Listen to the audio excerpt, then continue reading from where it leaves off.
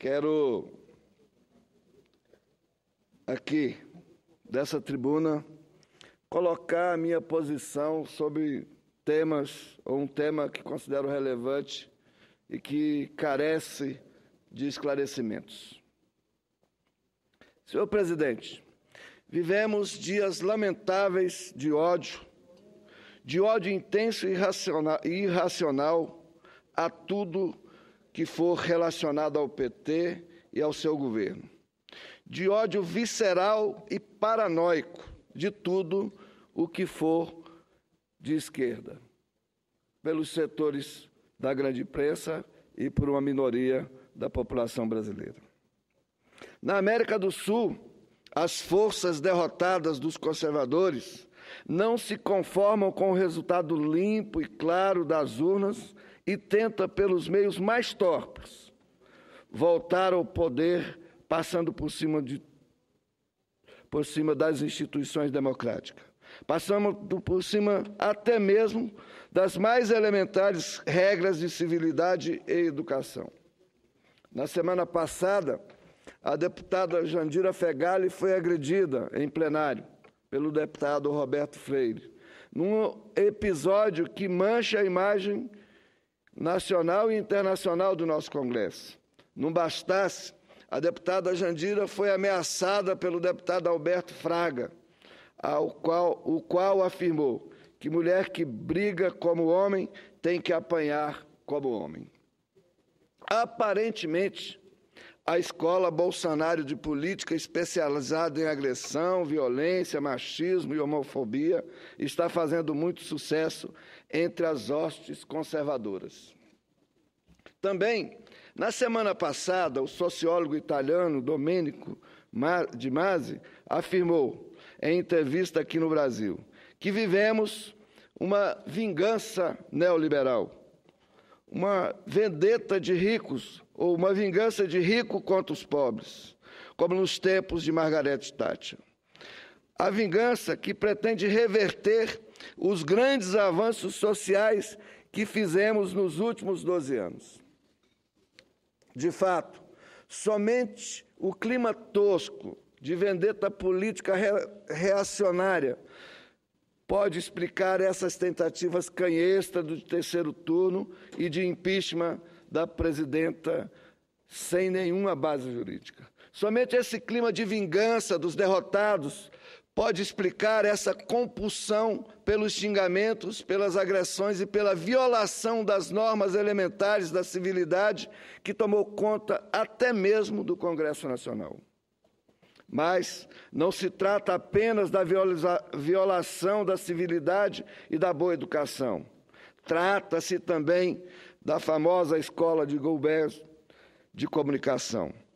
Senhor presidente, nunca se mentiu tanto, nunca se distorceu tanto como agora a nossa mídia, que confessa um partido de oposição, jamais foi tão parcial como hoje. Mentiras são apresentadas como verdades, meias-verdades são apresentadas como verdades inteiras. Vagas suspeitas são apresentadas como certezas irrefutáveis, e as meras hipóteses são apresentadas como fatos inquestionáveis. Triste meios de comunicação, triste conduta desses que não aceita a decisão democrática do povo brasileiro. Mas, senhor presidente, desde que seja contra o PT, o governo ou contra qualquer coisa de esquerda, vale tudo. Na realidade, a nossa onipresente escola de Goebbels de comunicação demoniza pela distorção e pela mentira aquilo que bem entende. Pois bem, senhor presidente, um dos temas preferidos dessa intencional demonização é a política externa brasileira e a sua relação com a Venezuela. Fazem questão, essa mídia conservadora, de distorcer os fatos e tem repercussão muitas vezes aqui no Senado que a política externa do Brasil em relação à Venezuela e sua crise atual obedece aos anseios ideológicos de um partido, o PT, e não os verdadeiros interesses nacionais que o Brasil tem na relação com a Venezuela. A oposição radical não reconheceu a legítima vitória de Nicolás Maduro nas últimas eleições e apostou e aposta na desestabilização do governo, inclusive mediante protestos violentos de rua, incêndios de prédios públicos, lockouts, desabastecimento e outras medidas que configuram delitos claramente tipificados nas leis daquele país. Trata-se do processo conhecido como La Salida, o qual representa uma grave ameaça à democracia. Senhor presidente, além disso, a queda substancial do preço do petróleo e do gás no mercado internacional aumentou exponencialmente a crise venezuelana, já que esses produtos respondem por cerca de 95% das receitas de exportação da Venezuela. Mas, apesar da crise, e isso a gente tem que fazer o povo brasileiro ter conhecimento, a Venezuela, país membro do Pleno da Unasul, continua a ser um dos grandes parceiros comerciais, econômicos e diplomáticos do Brasil. No ano passado, o Brasil conseguiu exportar 4,6 bilhões para a Venezuela, com um saldo positivo em favor da balança brasileira de 3,4 bilhões, saldo esse superior até mesmo ao obtido na relação com a China, que foi de 3,2 bilhões. Tal saldo positivo só foi inferior ao obtido com a Holanda. Agregue-se que cerca de 70% das nossas exportações para a Venezuela são de produtos industrializados, com alto valor agregado e uma boa geração de emprego aqui no país. Além disso, a Venezuela tem uma extensa fronteira com o Brasil, participa do desenvolvimento em conjunto da região amazônica com o Prodesul. Há, da mesma forma, um grande esforço bilateral na construção de uma infraestrutura comum na região.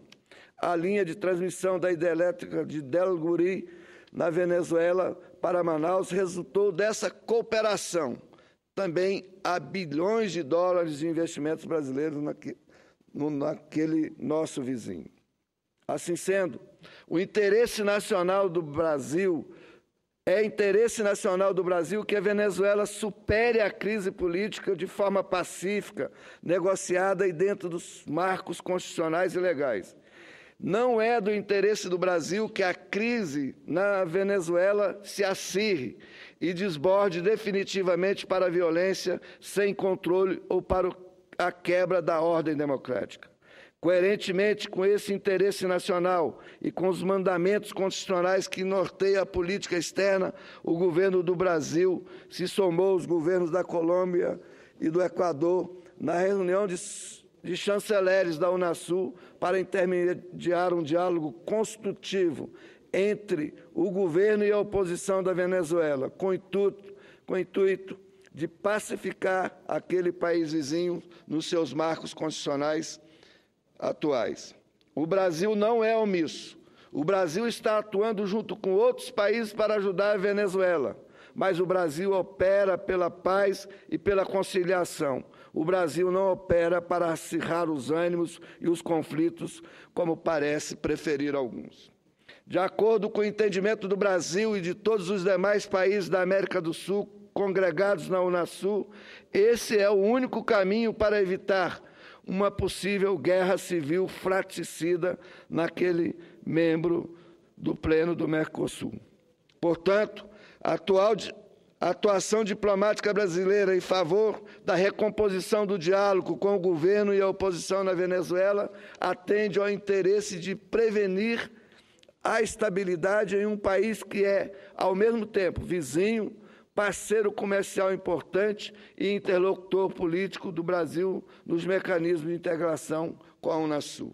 Observe-se que a Unasul, historicamente comprometida com o fortalecimento da democracia em nossa região, tendo atingido avanços importantes na mediação de tensões regionais, a exemplo da crise separatista do Pando, na Bolívia, da crise entre a Colômbia e a Venezuela, do apoio à ordem constitucional e democrática do Equador, quanto da sublevação da sua Polícia Nacional e da elaboração de medidas de fomento à confiança e segurança pelo Conselho de Defesa Sul-Americano. Senadoras e senadores, o esforço em prol do diálogo e da negociação continua. Na última reunião da Unasul, realizada em 14 de março, em Quito, os países da América do Sul se posicionaram por unanimidade, fiz-o eu, da seguinte forma: os Estados-membros da Unasul renovam o mandato contido na Resolução de 2 de 2014 da Comissão de Chanceleres para seguir acompanhando, com apoio da Secretaria-Geral, o mais amplo diálogo político com todas as forças democráticas venezuelanas, com o pleno respeito à ordem institucional, aos direitos humanos e ao Estado de Direito. Os Estados-membros da Unasul expressam que a situação interna da Venezuela deve ser resolvida pelos mecanismos democráticos previstos na Constituição. E não, presidente, numa situação de terrorismo, como posso mostrar em fotos aqui, nesse momento.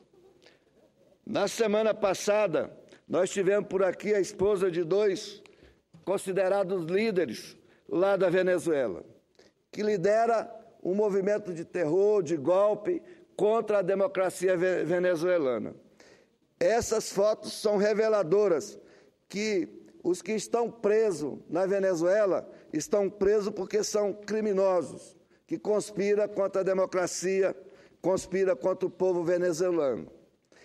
Dizem aqui, aqueles que se opõem a nós aqui no Brasil, que nós somos adeptos da política bolivariana. Se a política bolivariana for pela democracia, nós temos, como ela é, nós temos identidade com ela, porque nós somos pela democracia. Nós somos pelo direito e autonomia dos povos. Não compete o país, o Brasil, intervir nos assuntos internos da Venezuela. Compete ao país, como parceiro, como participantes dos fóruns da América do Sul, contribuir para a pacificação. Mas não compete ao Brasil querer apoiar aqueles que não respeitam o legítimo exercício do poder, que só pode ser exercido hoje na Venezuela por Nicolás Maduro, presidente eleito em pleito limpo. Não houve até agora, no entender dos países da Unasul e do Mercosul, nenhuma violação à ordem constitucional e tampouco a ruptura da ordem democrática.